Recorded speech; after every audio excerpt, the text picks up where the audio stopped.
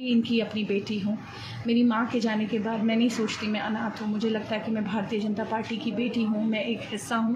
Party मेरे साथ कभी गलत कर ही नहीं सकती। नमस्कार साथियों, मैं हूं अनूप थपलियाल। साथियों, ऐश्वर्या रावत को भरोसा है कि भारतीय जनता पार्टी उनके साथ कभी गलत नहीं कर सकती और इस बयान के बाद सवाल अब यही है कि क्या बीजेपी ने ऐश्वर्या रावत को टिकट देने का फैसला कर लिया है? क्या रावत को यह बता दिया गया है कि केदारनाथ उपचुनाव में उम्मीदवार अब आप ही हैं?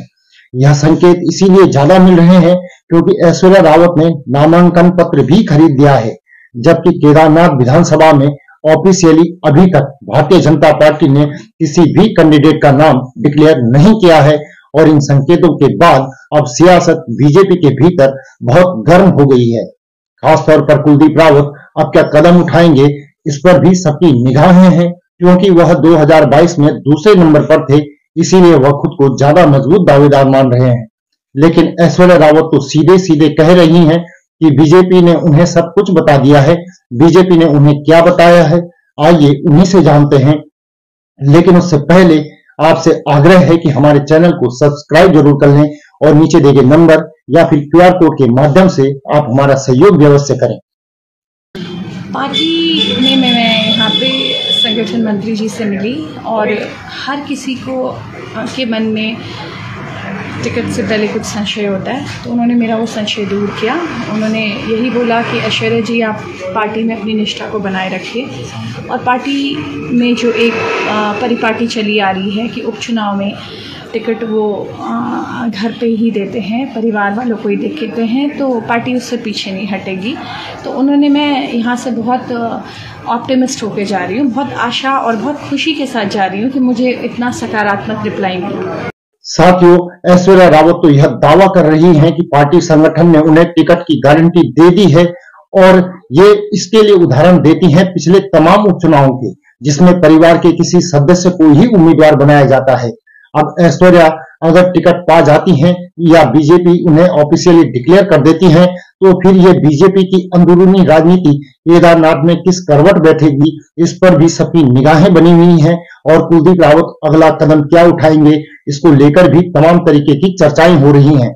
क्योंकि कुलदीप रावत पहले ही कह चुके हैं कि टिकट अगर उन्हें नहीं मिला तो फिर फैसला वो नहीं बल्कि उनके कार्यकर्ता करेंगे और सूत्र बताते हैं कि केदारनाथ की परिस्थितियों पर कांग्रेस की पूरी नजर है और बीजेपी के बागियों पर वह भी डोरे डालने की कोशिश में है। लेकिन कांग्रेस यह जरूर कह रही है कि उम्मीदवार के चयन को लेकर पूरी प्रक्रिया अपनाई जाएगी और इसी प्रक्रिया के साथ आगे बढ़ा जाएगा। फिलहाल जो कांग्रेस के सह प्रभारी हैं सुरेंद्र शर्मा, वो देहरादून पहुंचे हैं। आज देहरादून में बड़ी बैठक कांग्रेस की होनी है, उसके बाद आगे का रास्ता तय होगा। साथ ही कांग्रेस यह भी कह रही है कि गुटबाजी जैसी कोई बात कांग्रेस के भीतर फिलहाल अभी नहीं है। कोई अंतर कहीं कोई अंतर कहीं कोई अंतर नहीं। कुछ कह रहे हैं सर, रिपोर्ट पहले प्रदेश कमेटी को भेज। अरे वो प्रोसीजर ऐसी चीजों पर जो है एक दूसरे से बात करके उन्हें कहा भाई ये कैसे हुआ, उसने कहा ऐसे हुआ, बता दिया, हो गया। सब बड़ी जॉली माउंट में थे, मैंने तो उनको देखा बात करते हुए, बड़े हंसते हुए कह रहे थे। और दूसरे दिन जो है अखबारों में जब मैंने उसमें सुर्खियां देखी तो मुझे आश्चर्य हुआ। सर, बीजेपी ने, कांग्रेस की अपनी दलीलें हैं, लेकिन सबकी निगाहें केदारनाथ की सीट पर इसलिए ज्यादा टिकी हुई हैं कि किस दल का कौन सा उम्मीदवार होगा, ओरिजिनल कैडर का होगा या फिर आयातित उम्मीदवार होगा। इन तमाम पहलुओं को लेकर अभी सबकी निगाहें हैं और फिलहाल तो इस बात का इंतजार है कि पहले आप, यानी बीजेपी सोच रही है कि पहले कांग्रेस कैंडिडेट डिक्लेयर करे, कांग्रेस सोच रही है कि बीजेपी पहले कैंडिडेट डिक्लेयर करे। अब लड़ाई इस बात को लेकर है कि बीजेपी के अंदर ज्यादा बगावत होगी या फिर कांग्रेस के अंदर ज्यादा बगावत होगी। लेकिन इतना तो तय है कि आने वाले दिनों में समीकरण बहुत ज्यादा उलट पुलट होने वाले हैं। तो साथियों, कमेंट के माध्यम से अपनी राय जरूर बताएं और आपसे आग्रह है कि हमारे चैनल को सब्सक्राइब जरूर कर लें। साथ ही साथ नीचे दिए गए नंबर या फिर क्यूआर कोड के माध्यम से हमारा सहयोग भी जरूर करें।